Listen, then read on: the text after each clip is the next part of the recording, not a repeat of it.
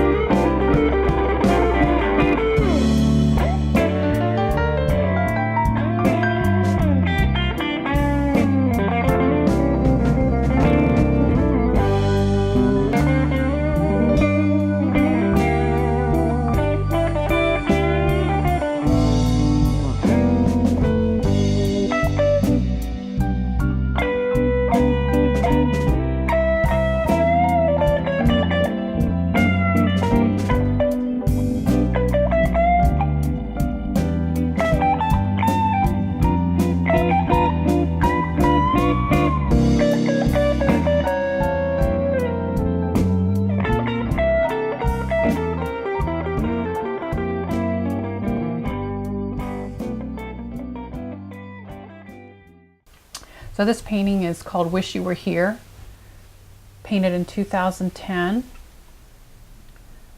We'd moved to Maine in 2008, so I was getting used to life here. And this is a tree we have in our backyard with an old birdhouse that was just here when we moved here.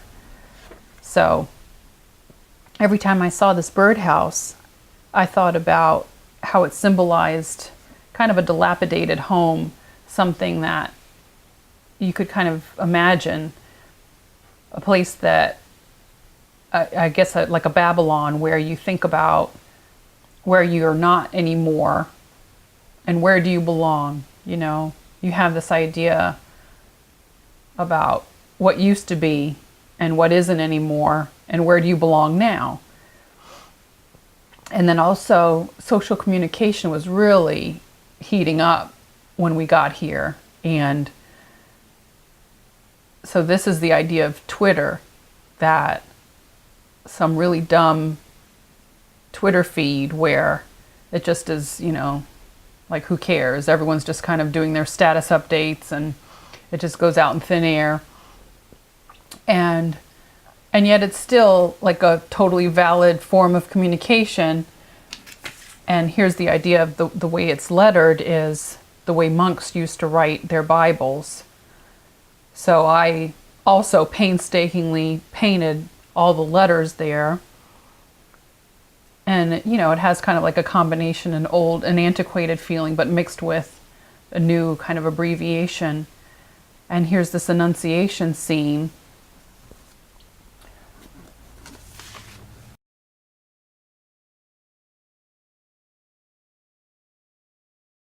Right here.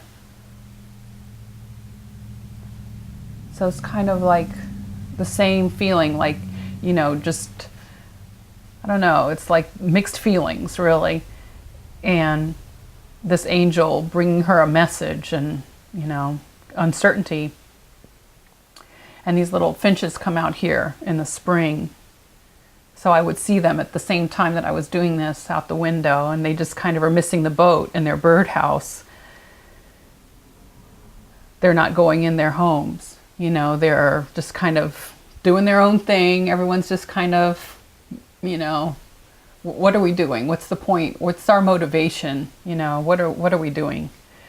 And what am I doing? You know? And so this lady was probably on her walk of shame here, and I just imagine that she's tweeting him. So it's this whole kind of lost feeling, but still, you know, it's life, but it's also change. It's kind of a sad painting to me because it's not very confident. It's full of vulnerabilities because of it's meant to be a transition about where do I belong, and I still don't really know where I belong.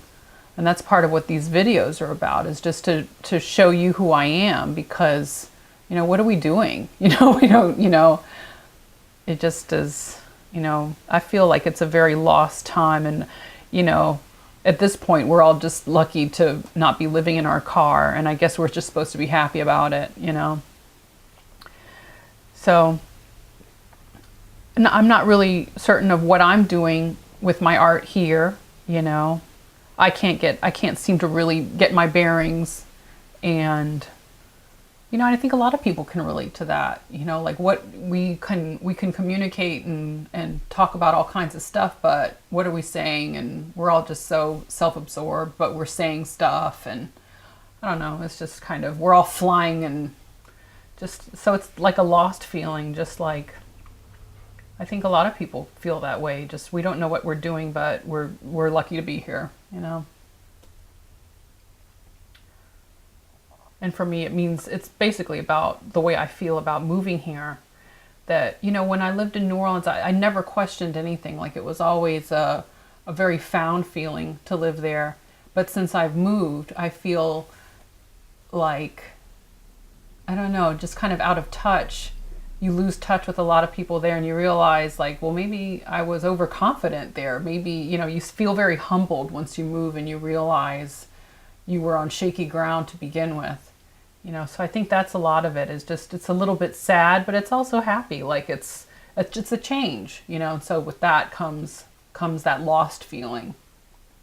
You know, I still have an eye towards beauty, you know, and that's something that it's not easy to hang on to, but that's my reason for being alive, I think. Especially her, you know, well, him too. Just like to maintain your ideals, you know, and I think that's what is happy about it. I definitely connected the birds to Twitter, but I never connected the birds to the people, and that's a really good. And you know, it's funny, initially what I was going to do up here was, I remembered watching 60 Minutes, and they were talking about those Reapers that were killing people in Iraq. And I was going to do that. I was going to put a Reaper up here, but then I thought, wait, that's not the point. It's not, in a way it was the point, because it was like this whole remote thing that's like taking over. Like, damn, we can murder people? Like, that's out of hand. You know, I didn't know we could do that. Like, some guy can be in Las Vegas, you know, and he can kill people out in Iraq. Like, that whole thing. So I remembered that's what I was going to initially do, but then I thought, no, that's not the point. It's not danger. It's just, we're just kind of moving, you know? So it's funny, I have just now remembered that this Annunciation scene was going to be that, and then it just didn't connect. I wanted a little, you know, I always like a little bit of subversive touch, and I don't know why I feel like Walk of Shame is like the perfect tone of subversive. You know, you get to have like a beautiful young lady dressed in like an evening dress from the night before, and to me that's really funny. Like, I always like to have, like, if we would drive in New Orleans and see people that were wasted, like, I'd be going to work and they'd all be kind of drunk and falling out of the bars. Like, that was like the highlight to my morning. I'd be like, you know, and here I am, I don't drink, so this is all I have is like someone else's kick, so I get to be a voyeur to their bad behavior. And to me, there's nothing better than that. Like, that's, you know, I'm living my clean life, but I still, you know, I still get a kick out of raunchiness, you know. It's still fun. So that's what that's about, is just, you know, just, we're not all perfect, you know, and it's fun.